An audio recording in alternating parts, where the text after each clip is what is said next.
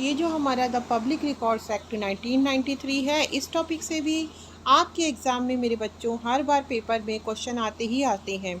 तो इसके लिए मैं आपके लिए अलग से लेक्चर इसीलिए ही बना करके लेके आई हूँ, जिससे कि आपका कोई भी क्वेश्चन इस टॉपिक से गलत ना हो पाए, और साथ में 20 MCQs भी लेकर के आई हूँ। तो बच्चों, there are 18 sections in the public records act 1993। यहाँ पर 18 सेक्शन हैं आपके पब्लिक रिकॉर्ड्स एक्ट में 1993 में। सबसे पहले है definition of public records is given under section 2I। जो पब्लिक रिकॉर्ड्स की डेफिनेशन है वो सेक्शन 2I में दी गई है पब्लिक रिकॉर्ड्स एक्ट 1993 के। तो ये ट्रू है या फॉल्स है, ये बताइए। और अच्छा बताइए, any document manuscript and file is used for in definition of both acts, ये भी देखिए ट्रू है। ठीक है, both the public records act 1993 and the Right to Information Act 2005 encompasses documents, manuscripts and files within their respective legal definition of records and information. Obligations on the public authorities are there on both the acts. True, both acts place statutory requirements on public authorities regarding records, maintenance, management and proactive disclosure. तो अब हम करेंगे कुल मिलाकर के 20 MCQs मेरे बच्चों। ये आपके कल के एग्ज़ाम के लिए ये जो जन अभिलेख अधिनियम 1993 है, इससे भी, क्योंकि ये ऐसा टॉपिक है जिससे क्वेश्चन आपके एग्ज़ाम में बनते ही बनते हैं, तो 20 MCQs मैं आपको दे रही हूँ और RTI एक्ट के। ठीक है, तो जन अभिलेख अधिनियम 1993 का मुख्य उद्देश्य क्या है? तो लोक अभिलेखों के प्रबंधन, प्रशासन एवं संरक्षण को विनियमित करना। जन अभिलेख अधिनियम 1993 में पब्लिक रिकॉर्ड्स की परिभाषा किस धारा में दी गई है? तो धारा 2E में। किसमें? धारा 2E में, ई फॉर एलिफेंट में। जन अभिलेख अधिनियम 1993 की धारा 5 किससे संबंधित है मेरे बच्चों? तो ये संबंधित है हमारी, आगे चल के हम देख लेते हैं। धारा 5 भैया किससे संबंधित है? सेक्शन 5 किससे संबंधित है? तो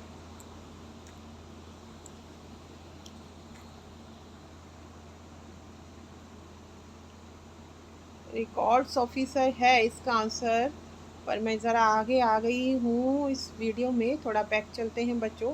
तब तक आप लोग इसको ज़रूर से ज़रूर सब्सक्राइब कर लीजिए, लाइक कर लीजिए और शेयर कर लीजिए। तो देखिए ये आ गया है रिकॉर्ड्स ऑफिसर, ये रहा। रिकॉर्ड्स ऑफिसर के नामांकन से, यानी nomination of the record officer से संबंधित है सेक्शन 5। अच्छा, रिकॉर्ड्स ऑफिसर का प्रमुख कार्य किससे संबंधित है?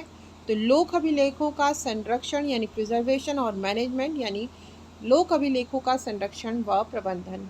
जन अभिलेख अधिनियम 1993 की धारा 6 किससे संबंधित है? तो जो धारा 6 है ये है रिकॉर्ड्स ऑफिसर की जिम्मेदारियां, और धारा 5 किससे संबंधित थी? रिकॉर्ड्स ऑफिसर के नामांकन से। अच्छा, अब जो इसकी धारा 7 है वो मुख्यतः किससे संबंधित है? अभिलेखों के अनाधिकृत हटाने या नष्ट करने से संबंधित कार्यवाही। जन अभिलेख अधिनियम 1993 की धारा 8 किससे संबंधित है? तो पब्लिक रिकॉर्ड्स का डिस्ट्रक्शन या डिस्पोजल। जन अभिलेख अधिनियम 1993 की धारा 9 किससे संबंधित है?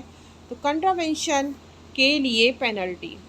ठीक है, जन अभिलेख अधिनियम 1993 की धारा 10 किससे संबंधित है?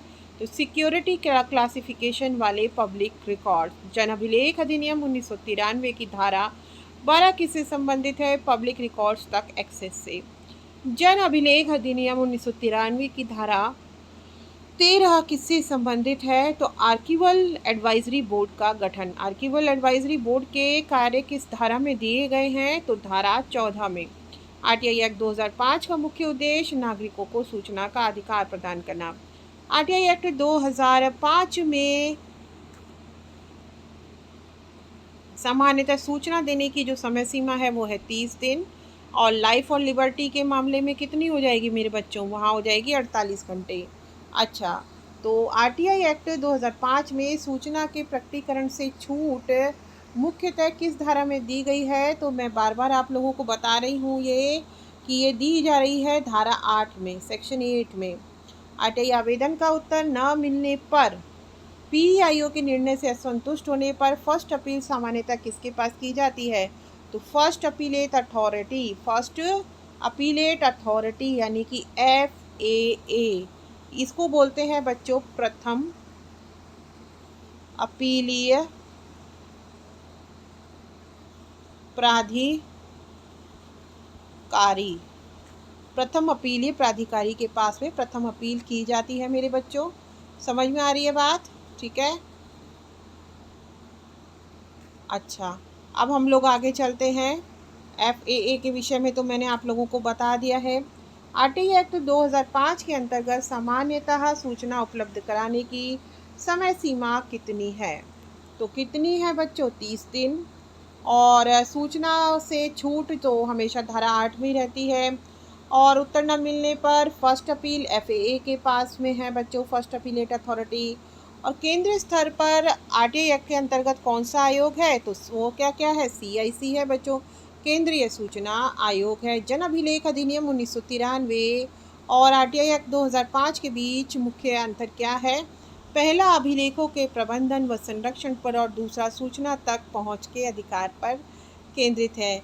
UOU CRTI SEC 103 में पब्लिक रिकॉर्ड्स एक्ट और RTI की तुलना में कौन सा विशेष जो बिंदु है वो बहुत महत्वपूर्ण है?